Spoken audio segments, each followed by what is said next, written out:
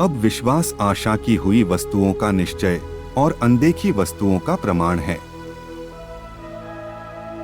विश्वास ही से हम जान जाते हैं कि सारी सृष्टि की रचना परमेश्वर के वचन के द्वारा हुई है। यह नहीं कि जो कुछ देखने में आता है वह देखी हुई वस्तुओं से बना हो।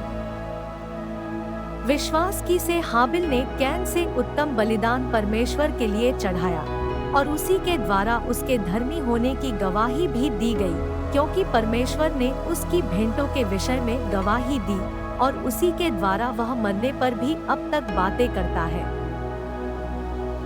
विश्वास ही से हनोक उठा लिया गया कि मृत्यु को न देखे और उसका पता नहीं मिला, क्योंकि परमेश्वर ने उसे उठा लिया था और उसके उठाए जाने से पहले उसकी यह गवाही दी गई थी कि उसने परमेश्वर को प्रसन्न किया है। विश्वास ही से नूह ने उन बातों के विषय में जो उस समय दिखाई न पड़ती थीं, चेतावनी पाकर भक्ति के साथ अपने घराने के बचाव के लिए जहाज बनाया और उसके द्वारा उसने संसार को दोषी ठहराया और उस धर्म का वारिस हुआ जो विश्वास से होता है।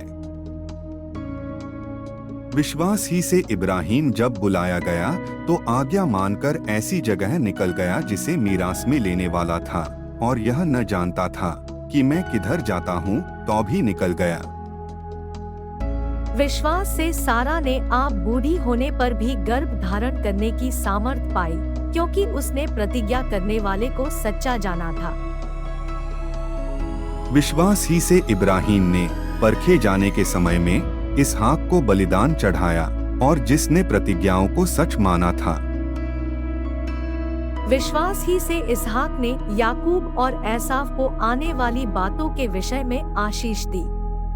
विश्वास ही से याकूब ने मरते समय यूसुफ के दोनों पुत्रों में से एक एक को आशीष दी और अपनी लाठी के सिरे पर सहारा लेकर दंडवत किया। विश्वास ही से यूसुफ ने जब वह मरने पर था तो इस्राएल की संतान के निकल जाने की चर्चा की और अपनी हड्डियों के विषय में आज्ञा दी।